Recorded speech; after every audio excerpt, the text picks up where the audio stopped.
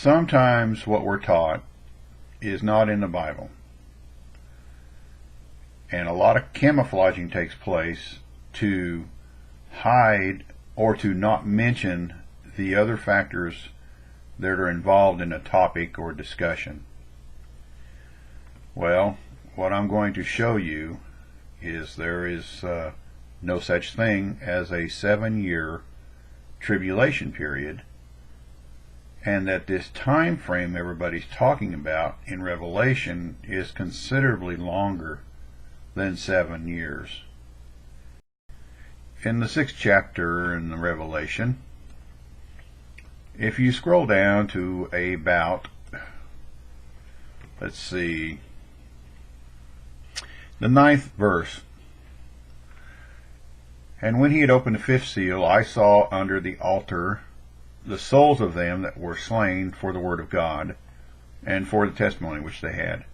John saw this 2,000 years ago when he was shown Revelation, when he was taken up into heaven. And he didn't see them before the altar, he sees them under the altar. And so they are not at the presence of God at that time.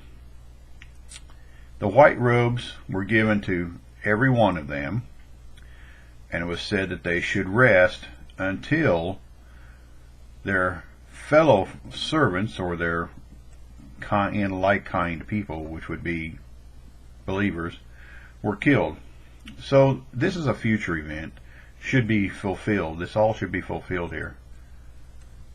This is a future event from that time frame, and it's still going on. It started then, and it continues on and until the resurrection, and even after that, but it continues on until that part. So, as I explained in one of my other videos, that the stars falling from heaven, and the heaven rolling up, the heaven departed as a scroll. This is the time frame that Jesus talked about in Matthew 24. Okay, but that's not what I want to talk about. I'm not going to get into that. What I want to talk about is finding 7 years. So let's look at this right quick here. So we have a time frame from 13 on down to 17 here, that the stars fall to earth, okay, and the kings of the earth, the great men, all these other people, okay, they hide themselves in dens and in the rocks of the mountains, and they're saying, you know, fall on us and hide us from the face of him that sits on the throne. What doesn't happen in this 6th chapter here is that nowhere does it say how long these events will take place from the time it starts to the time it finishes. It doesn't say, is it a day, a week, a month? Is it a year? When the stars fall to earth, how long is that going to take place? Is that like, boom, automatically it's going to happen? Or is that something that's going to take place over 30 days or a month or something like that? This is one of the time frames that's not given to us, and so we don't know how long this will take place. In chapter 7, we see that 4 angels are standing on the 4 corners of the earth, which would be north, east, west, and south, and they hold the 4 winds of the earth, so that the wind should not blow on the earth, nor in any sea, nor in any tree. So there's a time frame here where there won't be any wind blowing on the earth, okay? And so how long is that going to take place? Is that going to take place for a week, a month, a year? How long is that going to take place? So is it going to take place all at once? We don't know. We don't know. Okay, let's go on down and look at some of this other stuff here in the chapter 7. Now this is where the these who come out of the Great Tribulation. Okay, what that is saying is that in chapter 7, the tribulation is over. It's not beginning. So anything after this point in chapter 7 is not the tribulation period. So that right there is a big buff against all these people who are saying, well, all this stuff happened in Revelation, that's the tribulation. This right here says, no, it's not. So are you going to camouflage this and put this down, and then when somebody like me comes up and says, hey, guess what? You know what? That's not the tribulation. What are they going to do? Come out and bash me because I'm saying what's written and not agreeing with them and what they've said for years? So we know that people come out of the tribulation, and we know the tribulation that Jesus spoke of is over. It's a done deal. So this is in the 7th chapter in the book of Revelation. Okay, now let's look and see what happens after this. Okay, in chapter 8 here, we see this here that the 7th seal, there were 7 seals, and the 7th one is open. It says, there was silence in heaven for about the space of half an hour. How long is half an hour? And what does that really mean on this half an hour? Did this half an hour start 2,000 years ago? Or is this something that awaits in the future? Technically, we don't know because it doesn't tell us. My opinion is it started 2,000 years ago, but I'm not going to use this time frame on this subject where we're at now. But even if it is, if it comes in the future, if it's something for the future, how long is a half an hour? We don't know. Well, let's go and look at this other stuff down here in chapter 8. There is given unto him much incense, that he should offer it with the prayers of all the saints upon the golden altar which was before the throne. So all the saints is every saint that ever lived, past, present, anytime. Okay. So this angel took the censer, filled it with fire of the altar, and cast it into the earth. Well, how long is that going to take place? I mean, come on now, we already have 2 or 3 subjects here now. And when it gets cast to the earth, there are thunders, lightnings, and an earthquake. Well, okay, but this is the same earthquake when Jesus comes back. So here we have all this going on. So now let's look and see some more stuff. The first angel sounds. Well, and there's hail and fire mingled with blood. And they were cast upon the earth, and a third part of the trees was burned up, and all the green grass was burned up. Okay.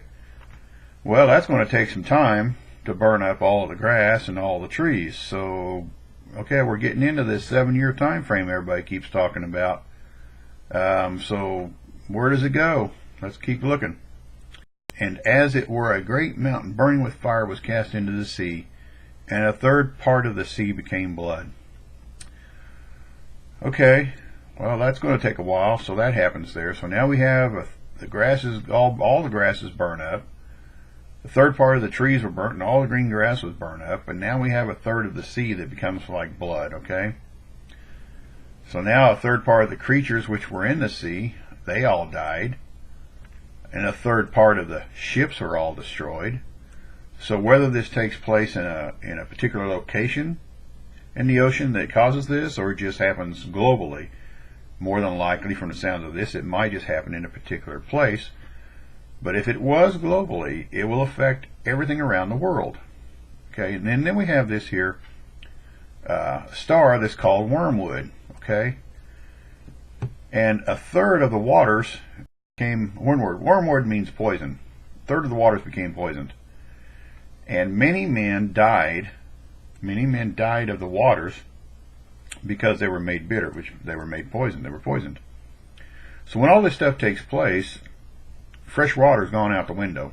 This is poisoning that's going to take place. Obviously, you get that much blood in the water, you get that much death from the animals. It's going to cause that much poisoning by itself. But this was a star that fell from heaven, a great star that fell from heaven, burning as if it were a lamp. Okay, how long is that going to take place? At what point in time will that take place among all this? Is it done in sequence, done all at once? Okay, so now you have a lot of death and a lot of bad things happening to the earth.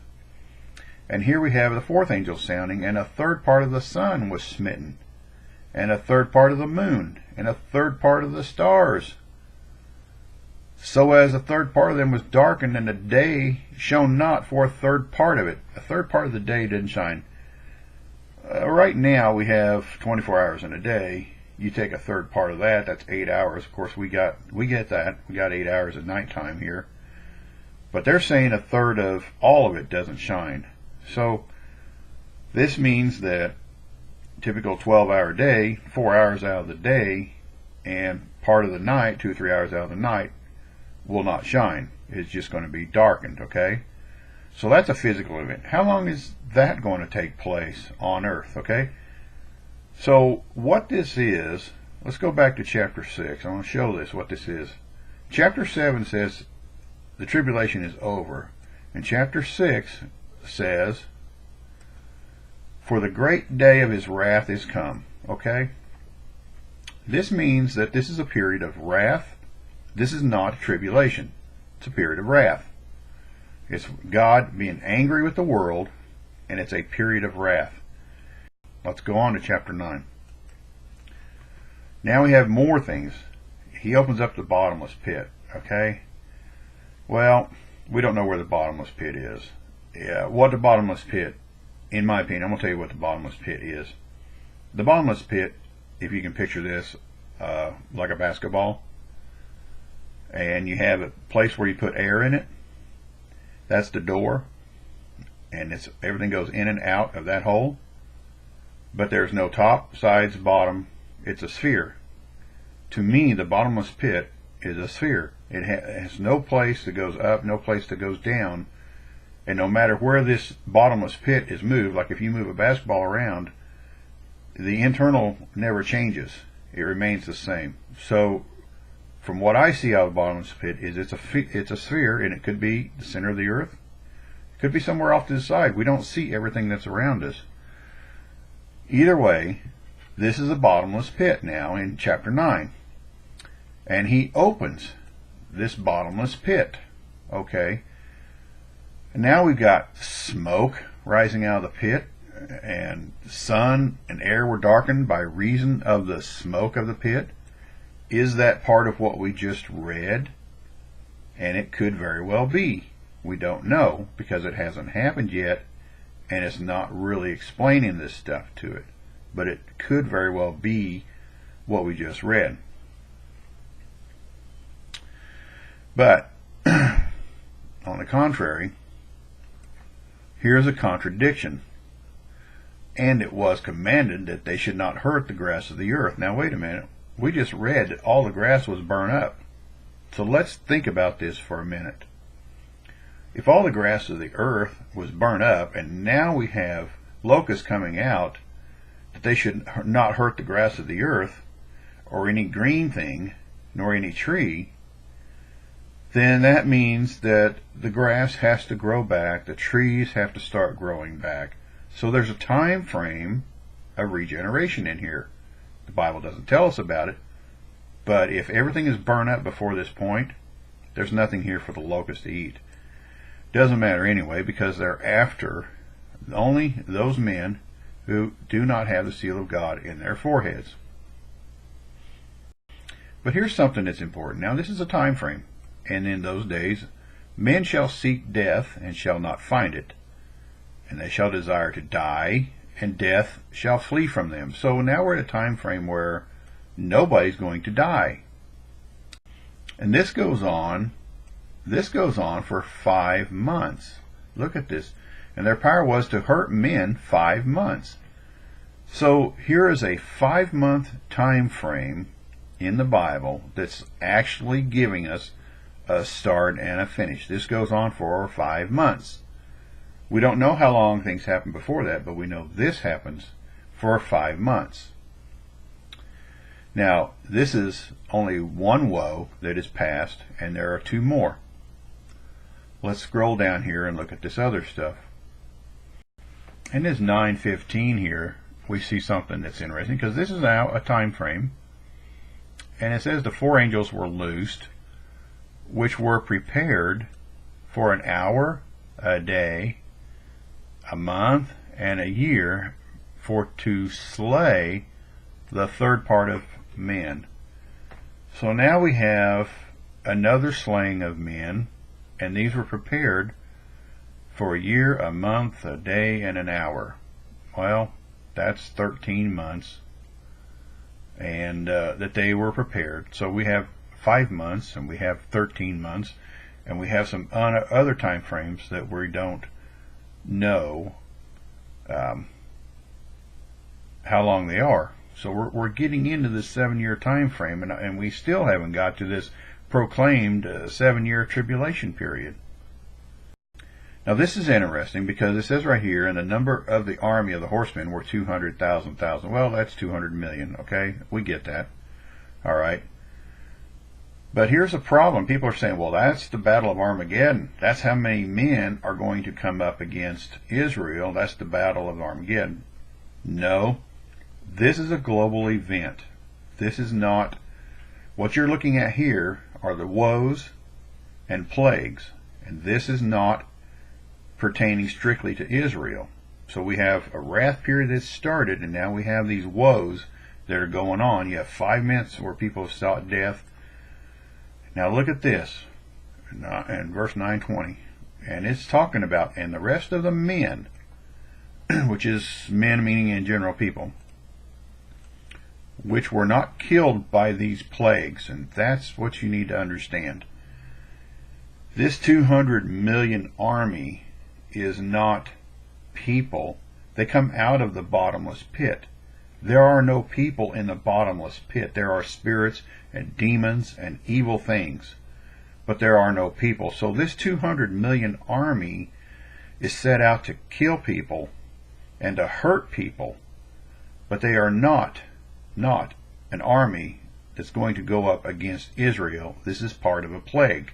So again, people have camouflaged this 200 million army. They don't want you to read here and see that it's a plague. They want you to think, oh my gosh, this is going up against Israel, and this is a too big army, and we know where all these people are coming from. No, you don't, because the Bible just says they come out of the bottomless pit. Okay, they don't come out of any nation or country. And look at this in 9:18. Look what it says in 9:18. By these three was a third part of men killed, by the smoke, the brimstone, which issued out of their mouths. And the end result is, neither repented they of their murders, nor their sorceries, nor their fornication, nor of their thefts. Okay, so what the Bible is telling us is that after the chosen are taken out, and those who stand, who come out of the great tribulation, tribulation's over, we're in a period of wrath here. But this is, keep in mind, this is the part that all these preachers are saying, well, this is the tribulation that's supposed to come on earth. No, it's not. It's a wrath. It's not tribulation. It's a wrath. But the point is, there's no salvation during this time frame because nobody's repenting. Nobody is repenting. And so salvation was cut off when the elect were taken out. Chapter 10 doesn't give us much to go on as far as a time frame goes. Verse 7 is interesting because it says, but in the days of the voice of the seventh angel, which he's talking about days here, not talking about a moment or a single time. It says, when he shall begin to sound, which is blowing his trumpet, the mystery of God should be finished, as he has declared to his servants the prophets. So we could take this and we could say, well, I think that's it. That's the wrath of God came. The wrath, it's going on. And, okay, that's it. Except, but at the end of this, John was told, says, thou must prophesy again before many peoples and nations and tongues and kings. This means that John will prophesy again. A lot of people think because he wrote the book of Revelation that that's his prophesying. I don't think so.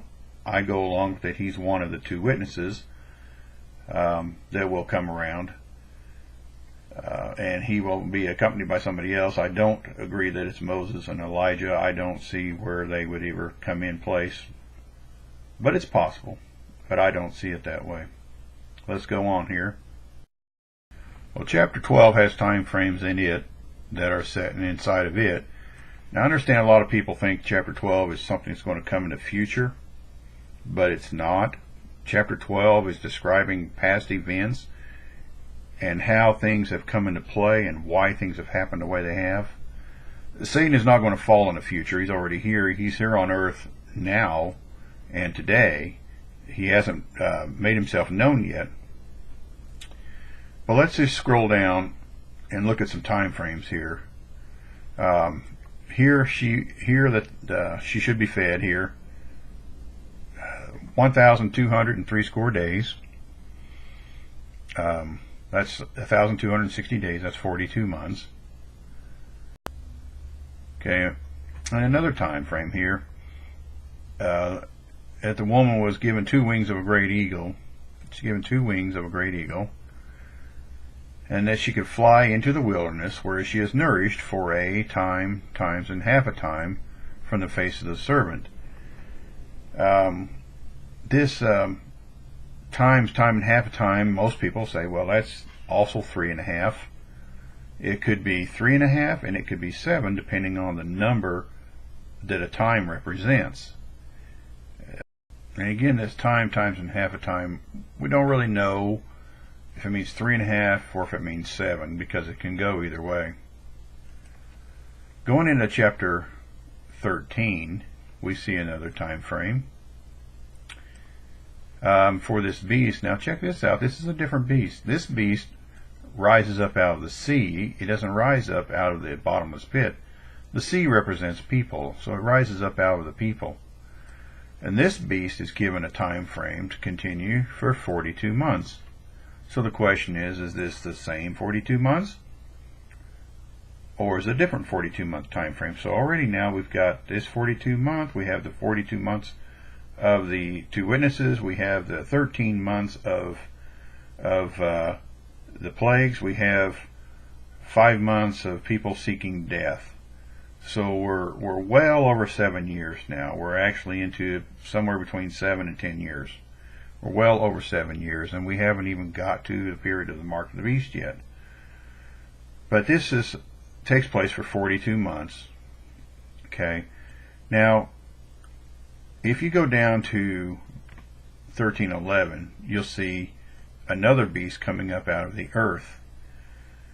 And so this time frame of the 42 months ends at this point, and this other beast rises up.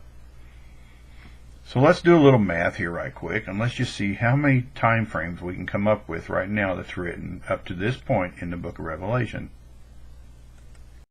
In 6:13, we see where the stars of heaven are supposed to fall to earth. That's what John saw. And we don't have a time frame for that. We don't know how long that's going to happen or how long it's going to take place. Then John saw the heavens departed as a scroll when it's rolled together. And we don't know how long that's going to take place. And then in 7th chapter, when the 4 winds of the earth are held so that they don't blow, we can see that written. And again, we don't know how long that's going to take place. Is that, or when it'll take place, because it's indicating it takes place just before the time frame where John sees those who come out of the Great Tribulation. And so it's probably more than likely going to take place before the rapture, because this would be part of the shaking of the heavens and the earth. Going on in chapter 8, the silence of the heaven. How long is that? How long is that going to take place? And then the throwing down to the earth, all the prayers of the saints. We don't know when that's going to take place or how long. Followed by the hail and fire, and a third part of the trees being all burned up and all the green grass. No time frame is given for that. The great mountain being thrown into the sea. No time frame, no time given for that whatsoever. And there fell a great star from heaven, burning as if it were a lamp. No time frame. How long does that take place? And going to 8:12, the fourth angel sounds, and the third part of the sun was smitten, and the third part of the moon. How long is that going to last? How long will that go on until it stops? You have got to have all this other stuff that follows, but you've got to bring this stuff to an end. And then we have the three woes that are about ready to come up. 8:13 tells us about that. And they haven't even sounded yet. Well, how long is that going to take place? And then we have the bottomless pit when it's opened up, and the smoke, how it affects the earth. No time frame. Finally, by 9:5, we get into a time frame. That they should not kill them, but they should be tormented for 5 months. So there we go. We have 5 months. In 9:15, we have another time frame. It comes up to about 13. You got an hour, a day, a month, and a year. That comes up to about 13 months. After that, we get into the army of the horsemen, which is a 200 million army. Again, not a man, not a human army, but appears to be a spiritual army. How demons can affect people and bring disease and stuff to people like they do every day. And 9:20 takes us into a part where it says the rest of these men were not killed by these plagues. Okay, so again, the plagues, they don't tell us how long these plagues last, and it doesn't tell us how long after this time these people don't repent. Then we go into chapter 11, and we see that we have a 42-month time period. Okay, so that's good. We have 42 months now. We're back on something that we can actually see how long it takes place. The two witnesses, prophecy for 1,260 days, which is also 42 months. More than likely, let's add these up. More than likely, this 42 months and in the 1,260 days are the same thing. So we got 5 months, 13 months, 42 months. That equals 60 months or 5 years. So now we have 5 years of actually accounted for time frame. And we haven't even got into this 7-year time frame everybody keeps talking about. Or maybe this is part of the 7 years. So that only leaves 2 years left for this 7-year supposed tribulation time. On the other hand, what if the 5-month, 13th, 42 months, 1,260 days are all separate time frames to happen? Well, that's 8.5 years. Is that the way it's going to go down? No, I don't think so, but it could. Then we go into 12:6, where a woman is fed for 1,260 days. Okay, there's a time frame. So if we add these up, then that puts us out to 102 months or 8.5 years. And that goes beyond a 7-year time frame. And we have another time frame in chapter 12 as well. And this is where it gets tricky. The woman is nourished here for a time, and half a time from the presence of the serpent. Well, again, we're back to how long is a time? Is it a year? Is it 2 years? Is it time 10 years? Is it 1,000 years? Is it 2,000 years? And so again, now we're going from 8.5 years to an unknown amount of time. And let's go on. In chapter 13, we have a beast that was given authority to continue for 42 months. So now we have an actual time that we know, so this is 42-month time frame. Well, let's add this up now. Let's see what we come up with.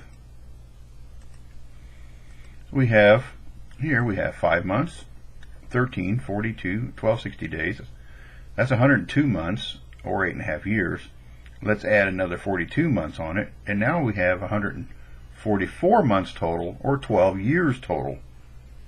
What this tells us is the time frames in the book of Revelation exceed 7 years. No matter how you add it, no matter what you mix or arrange these, there's no 7-year period found in the book of Revelation that where somebody can specifically say this is a 7-year tribulation period. Keep in mind that the book of Revelation does not use the terminology tribulation.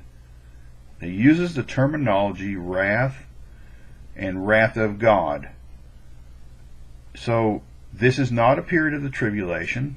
The tribulation is over when all of this takes place.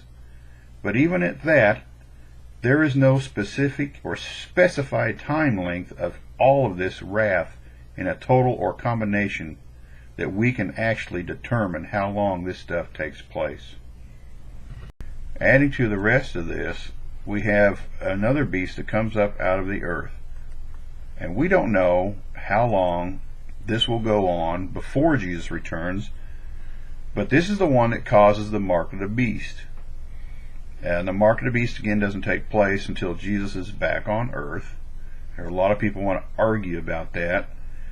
They want to argue that he doesn't show up until he's riding the white horse. Well, that's when he comes to rule the earth.